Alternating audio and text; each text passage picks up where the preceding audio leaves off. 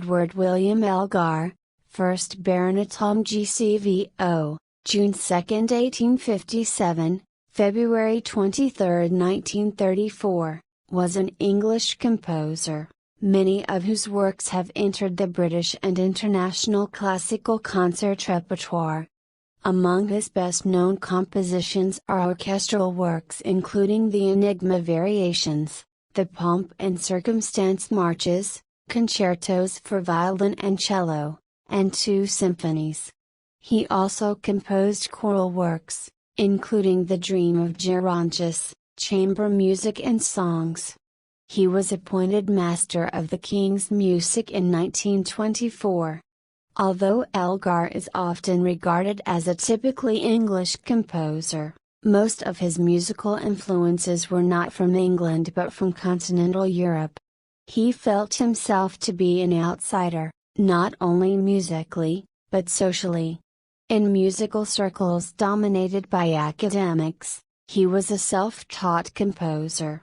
In Protestant Britain, his Roman Catholicism was regarded with suspicion in some quarters, and in the class-conscious society of Victorian and Edwardian Britain, he was acutely sensitive about his humble origins even after he achieved recognition. He nevertheless married the daughter of a senior British Army officer. She inspired him both musically and socially, but he struggled to achieve success until his 40s. When after a series of moderately successful works his Enigma Variations, 1899, became immediately popular in Britain and overseas.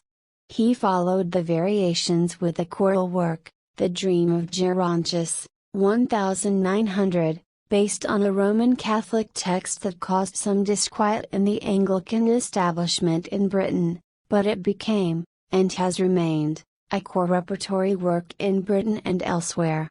His later full-length religious choral works were well received but have not entered the regular repertory. In his 50s, Elgar composed a symphony and a violin concerto that were immensely successful.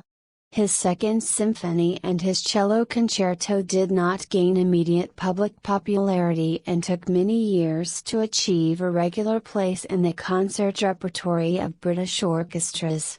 Elgar's music came, in his later years, to be seen as appealing chiefly to British audiences. His stock remained low for a generation after his death. It began to revive significantly in the 1960s. Helped by new recordings of his works. Some of his works have, in recent years, been taken up again internationally, but the music continues to be played more in Britain than elsewhere. Elgar has been described as the first composer to take the gramophone seriously. Between 1914 and 1925, he conducted a series of acoustic recordings of his works. The introduction of the microphone in 1925 made far more accurate sound reproduction possible, and Elgar made new recordings of most of his major orchestral works and excerpts from the Dream of Gerontius.